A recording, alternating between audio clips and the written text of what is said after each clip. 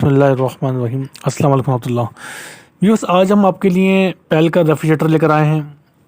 इस रेफ्रिजरेटर की खासियत ये बताऊं मैं, बल्कि खासियत पैदा करने वाले तो पेल वाले ही हैं, क्योंकि पेल ने ये पहली बार विदाउट ग्लास डोर सीरीज़ के अंदर इन्वर्टर कंप्रेसर वाला रेफ्रिजरेटर इंट्रोड्यूस कराया है। अच्छा, अब लोगों का रुझान बाज़ दफ़ा ऐसा होता है कि वो इन्वर्टर रेफ्रिजरेटर लेना चाहते हैं लेकिन ग्लास डोर लेना नहीं चाहते। तो अब कंपनीज़ ने इस तरफ भी तवज्जो दी है, और डॉलर्स के बाद अब पेल मेरे ख़्याल में, जहाँ तक मुझे नॉलेज है, दूसरी वाहिद कंपनी है जिसने अब अपने नॉन ग्लास डोर सीरीज़ के अंदर, यानी कि विदाउट ग्लास डोर के अंदर, इन्वर्टर सीरीज इंट्रोड्यूस कराई है। इन्वर्टर ऑन का इसको इन्होंने एक टाइटल दिया है, और आज मैं इसके बारे में डिस्कस करूँगा। इसको हम अंदर से देखेंगे, इसका जायज़ा लेंगे और इसकी क्वालिटी को भी चेक करेंगे। कुछ ऐसे फीचर्स भी इसके देखेंगे जो इन्होंने बाकायदा मेंशन किए हैं। एक ख़ास चीज़ जो बड़ी एक मार्केट में आप जब लेने जाते हैं, वो सेलमैन कभी कभी उनको ज़्यादा इल्म नहीं होता कुछ चीज़ों का, तो वो आपको कुछ ऐसी गाइड कर देते हैं, इस तरह का कहते हैं कि वो फिर आप उसी को फॉलो करते हैं। तो बाज़ इल्म नहीं होता, उन्हें नॉलेज नहीं होती, इस वजह से ऐसा होता है। अदरवाइज़ ऐसा नहीं है कि कोई सेलमैन आपको झूठ बोले, लेकिन आप थोड़ी सी हम नॉलेज आज देंगे आपको, जिसके बाद आप पेल के बारे में काफ़ी कुछ जान जाएंगे और आपको पेल का रेफ्रिजरेटर लेने में काफ़ी आसानी होगी। चलिए शुरू करते हैं। इसमें आपको दो कलर देखने को मिल जाते हैं। आप सबसे पहला कलर जो देख रहे हैं, जो हमारे पास लगा हुआ है इस टाइम बाकायदा, तो ये है चारकोल ग्रे। एक कहलाता है इसमें गोल्ड सिल्क। ठीक है, इन्वर्टर ऑन का देखें मोनोग्राम लगा हुआ है, इन्होंने सीरीज़ को नाम दिया बाकायदा। सबसे पहले आप देख रहे हैं स्टिकर के ऊपर लिखा हुआ है bill saver, save up to 5000 yearly. आपको डिवाइड कर सकते हैं इसको मंथ वाइज। नीचे लिखा हुआ है स्टार्ट एट 100 वोल्ट और वर्ल्ड्स लोएस्ट स्टार्ट वोल्टेज।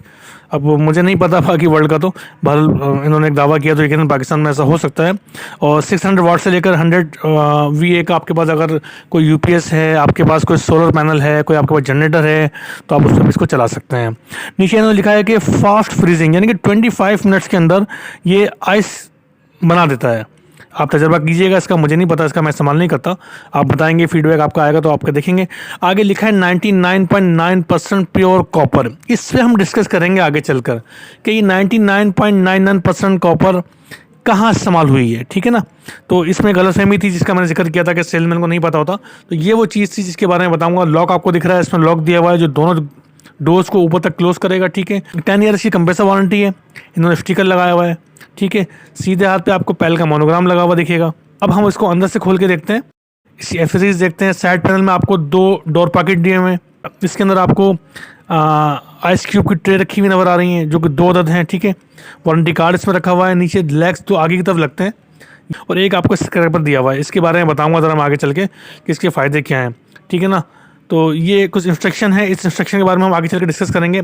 इसका अगर हम अंदर से जायज़ा लें तो ये डी रोल टाइप एवापोरेटर लगा हुआ है सामने। देखें, आपको दिख रहा है ये सामने बिल्कुल, ये ओपन टाइप एवापोरेटर कहलाता है। अच्छा, ये 3 साइड कूलिंग है। देखें ऊपर की तरफ है, देखें ये ऊपर का एरिया है इसका। ये इस तरह प्लेट को डिज़ाइन किया गया है, कूलिंग प्लेट को इसकी। फिर सामने की तरफ है, ये सामने भी आपको दिख रहा होगा। और फिर आप देखें ये नीचे की तरफ इसको बाकायदा ये डिज़ाइन किया है। अच्छा, डॉनल्स में हमने देखा था कि 5 वे कूलिंग थी, यानी कि दोनों लेफ्ट साइड पे और राइट साइड पे उन्होंने इस कूलिंग कॉइल को इस तरह एडजस्ट किया था कि वो जो है ना आपको ज़्यादा कूलिंग प्रोवाइड करने की उन्होंने कोशिश की थी। बहरहाल ये भी कहते हैं कि जी हमारी कूलिंग जो है ना बहुत तेज़ होती है, बल्कि हम जो है ना दूसरों से भी आगे हैं। खैर, मैं कंपेरिजन नहीं कर रहा किसी से। ये इसका नीचे का डोर है आपका, इसमें एक ट्रे आपको मिल जाती है छोटी सी रखी हुई। एसेसरीज इसकी बड़ी अच्छी हैं, खूबसूरत हैं, बहुत प्यारा लुक है इसका। शायद इतना अच्छा इसमें ना नज़र आ रहा हो आपको, लेकिन अच्छा रेफ्रिजरेटर है ये, ऐसा नहीं है।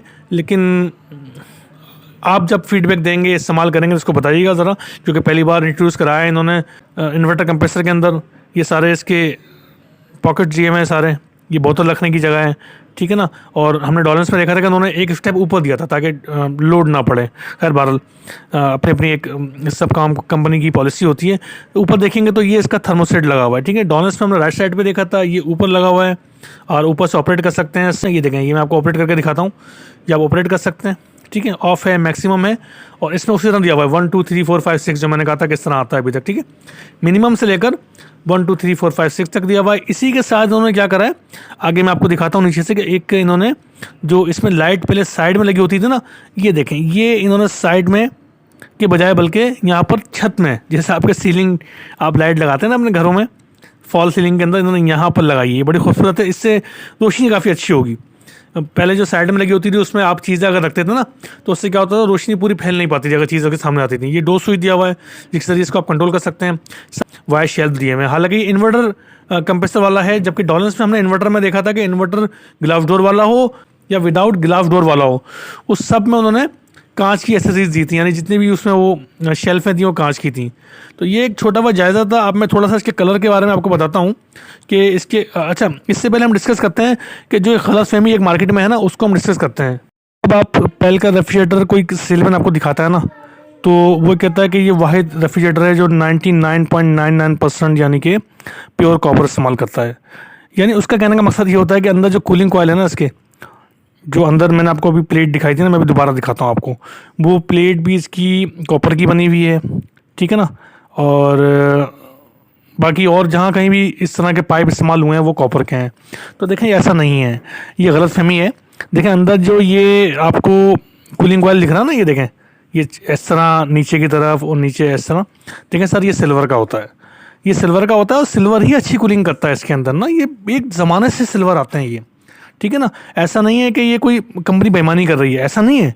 ये होते ही जितनी भी कंपनीज ऐसे डालती हैं कूलिंग, ये एवापोरेटर कहलाते हैं। ये इसका सही नाम जो होता है वो एवापोरेटर होता है। देखें लाइनें चल रही हैं इसके अंदर, इसके ज़रिए कूलिंग होती है, ठीक है ना। तो ये सिल्वर का ही होता है, ये कॉपर का नहीं होता। ये गलत फहमी है, मैंने आपको बता दिया, लेकिन इसका मतलब ये नहीं कि वो बेईमानी कर रहा है कोई, ठीक है ना, नहीं मालूम होगा उनको। अच्छा फिर लिखा क्यों है कंपनी ने, ठीक है ना, मैं आपको बताता हूँ। देखें इसमें 3 जगह पाइप्स होते हैं, एक बॉडी के अंदर चल रहे होते हैं, मैं भी आपको बाद में दिखाऊंगा। एक पीछे कंडेंसर होता है, जो कंडेंसर होता है वो लोहे का होता है। ये जो है ना सिल्वर के होते हैं। ये जितने भी आप देख रहे हैं, ये डी रोल टाइप जो आपका एवापोरेटर नज़र आ रहा है, जो कि 3 साइड से कूलिंग करता है, ऊपर सामने और नीचे की तरफ से, तो ये जो है ना सिल्वर का होता है। अच्छा, इन लाइनों के ओपन होने की वजह से आपने खास ख्याल रखना है। अच्छा, एक फ़ायदा है इसमें, अक्सर सेलमैन आपको कहते हैं कि बन जाता है, रिपेयर हो जाता है, तो ये कोई बिल्कुल सही बात कह रहे हैं, वो रिपेयरेबल है आसानी के साथ, क्योंकि ऊपर से लीकेज। अब लीक होता कैसे है ये मैं आपको बताऊँ। होता असल में ये है कि जब यहाँ पर बर्फ़ जम जाती है ना आपकी, जब आप इसको इस्तेमाल करते हैं, क्योंकि ये डीफ्रॉस्ट रेफ्रिजरेटर है, इसके अंदर ऑटो डीफ्रॉस्टिंग तो होती नहीं है, ठीक है ना। तो होता क्या है कि जब हम सफाई करते हैं ना इसकी बर्फ़ की, तो यहाँ हम छुरी मार देते हैं, अक्सर ये ऐसी नोकली चीज़ मारते हैं। देखें बाकायदा कंपनी ने इंस्ट्रक्शन लिखी है बाकायदा यहाँ पर कि बर्फ़ निकालने के लिए छुरी या चाकू या नोकदार चीज़ का इस्तेमाल ना करें। बाकायदा उन्होंने क्रॉस का निशान लगाया। ये वो वजह होती है जिसकी वजह से अक्सर रेफ्रिजरेटर लीक कर जाते हैं। शायद आपके घर में कोई ऐसा वाक़या हुआ हो, ऐसा कि जिसमें जो है ना इस तरह का आपको सामना करना पड़ गया हो। वो स्क्रैपर है जो मैं निकाल नहीं पा रहा इसको, एक हाथ से मेरे मोबाइल है, तो इसमें एक स्क्रैपर दिया है। मैंने कहा था आपको इसका फ़ायदा बताऊंगा। इससे आप बर्फ़ को आप खुरचा करें, इससे ये आसानी होती है कि आपकी नोकीला नहीं होता, जिससे आपका ये ख़राब होने से बच जाता है। अच्छा, अब जो कॉपर जो लिखती है कंपनी, वो इन साइडों पे पाइप चल रहे होते हैं।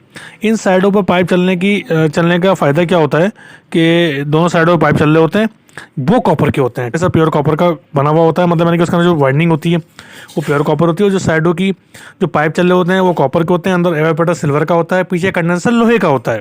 ये वजह है कि उन्होंने 99% उन्होंने कॉपर लिखा है कि, लेकिन उसका मतलब एवापोरेटर नहीं है। आप चाहें तो कंफर्म कर सकते हैं, और मैंने पहल वालों से बकायदा कंफर्म किया। हालांकि मुझे इन चीज़ों का मालूम है, लेकिन फिर भी मैंने जानकर उनसे कंफर्म किया, उनके नुमाइंदे से उन्होंने बताया मुझे कि हाँ ये एवापोरेटर, क्योंकि ज़माने से एक एवापोरेटर जो होता है ना अंदर का, ये डी टाइप वाला जो आपको दिखाया मैंने, ओपन टाइप वाला, ये सिल्वर में ही आता है। तो अब आपकी नॉलेज में इजाफा हो गया यकीनन, ठीक है ना। अच्छा, ये जो साइडों में पाइप चल रहे होते हैं, इसका फ़ायदा क्या होता है? इसका फ़ायदा ये होता है कि आपकी बॉडी गलती नहीं है फ्रिज की ना। अंदर भी कंडेंसर के पाइप चल रहे होते हैं, जिससे वो गर्म रहता है। खासतौर पर पट्टी जो आप देख रहे हैं, ये पट्टी अक्सर गल जाती है, लेकिन यहाँ पर भी पाइप होते हैं। कभी आप मैं मौका लगा तो ऐसा फ्रिज दिखाऊंगा, कहीं डेंटिंग बेंडिंग हो रहा होगा तो मैं आपको दिखाऊंगा किस तरह इसमें पाइप चल रहे होते हैं। और कभी कभी क्या होता है, मैकेनिक उनको काट देता है, कभी कभी वो लीक हो जाते हैं अंदर से, तो आप देखिएगा आपका फ्रिज भी जल्दी गल जाता है, और फिर वो जल्दी गलना शुरू हो जाता है, जिसकी वजह से वो काबिल इस्तेमाल नहीं रहता। अब हम बात करते हैं इनके साइज़ के हवाले से, ठीक है ना। कितने साइज़ हैं और कितने कलर हैं मैं आपको दिखाता हूँ।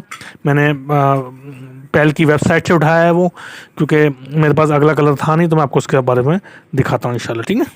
और आते हैं चारकोल ग्रे, आपने वीडियो में देखा 240 लीटर का पहला साइज़ है, इसमें गोल्ड सिल्क कलर भी आपको अवेलेबल है और यही दोनों कलर आगे आपको अवेलेबल होंगे मुख्तलिफ साइज़ में। ये 260 लीटर का साइज़ है, ठीक है। VCM charcoal grey, VCM gold silk, दोनों 260, ठीक है।